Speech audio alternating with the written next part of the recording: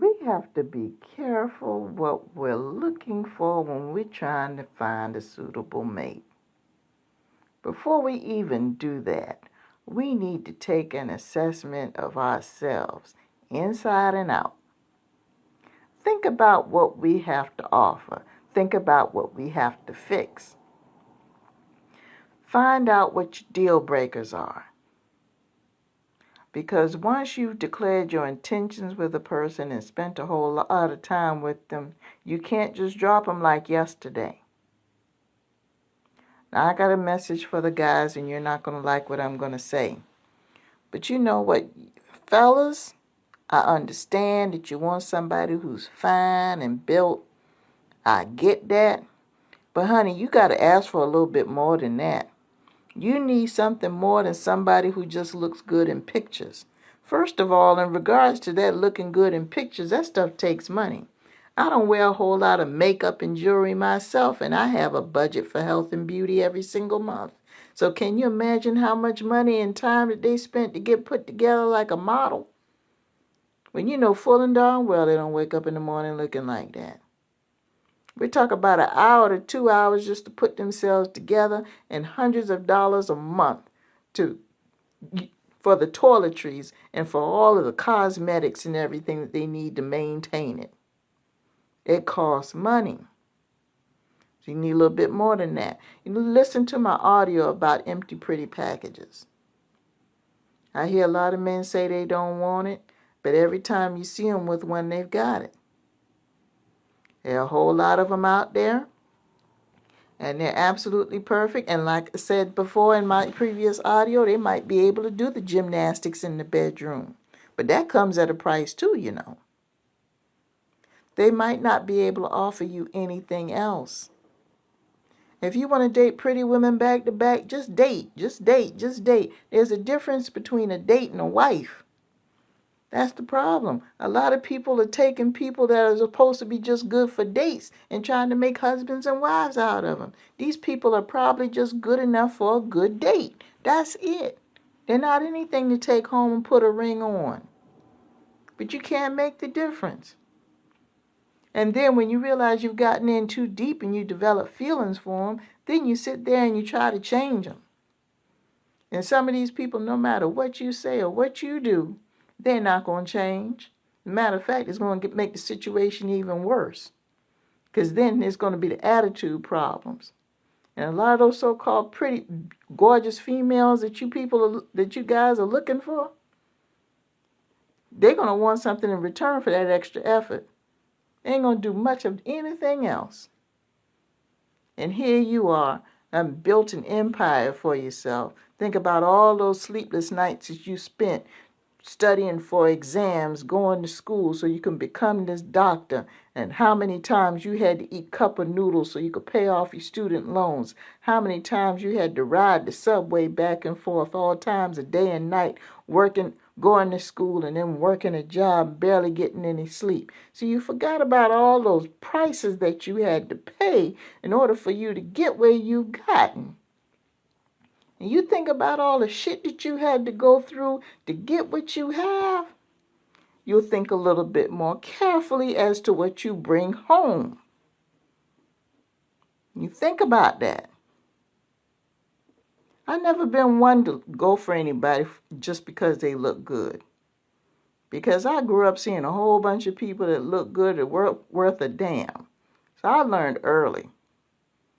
I've even dated some people that people would normally not even consider super attractive because they had that inner quality that was unique to them, that was attractive to me and attractive to other people. They had that appeal. Sex appeal and outer beauty are not the same thing. There are some people that are absolutely gorgeous but not an ounce of sex appeal because they don't have that inner glow. They don't have that inner quality. And see, y'all got to understand, a lot of these women already know that y'all about the looks. Like I said, there's nothing wrong with getting something that looks good. You turn around and you get something over the top, you think you're the man, huh? Okay. You think she's super gorgeous and everything and you got her? Maybe she's looking at you and thinking that you're not good looking enough for her. Maybe she thinks that she's going, dating down. You don't know. And yeah, she's going to turn around and she's going to enjoy those benefits and everything. But you got to think about what the exchange is. See, this marriage thing is not just about coming up. It's about an exchange. What you're bringing to the table, what they're bringing to the table, we combine our resources together. There's no you over here and me over here. If that's going to be the case, then there's no sense of y'all getting married. You're going to be under one roof together, and you're going to have to decide who's going to handle what and how things are going to be going on in that house to be run smoothly.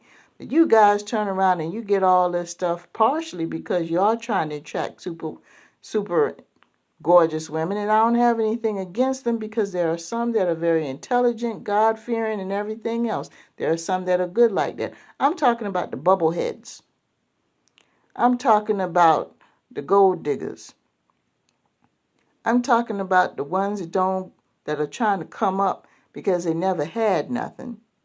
They're not trying to get anything, and they figure the only weapon that they have is what's on the outside.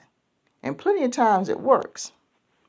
But what's going to happen 30, 40 years from now when that plastic surgery budget is depleted and nature sets in?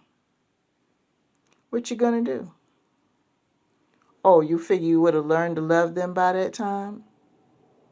Got to think about your intentions, man.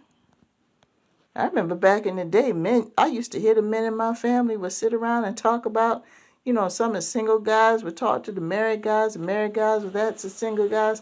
Child, what happened to Betty? Oh, man, I had to let Betty go. Man, what you talking about? Betty was fine. Man, Betty ain't knew how to cook. Betty ain't knew how to add no numbers.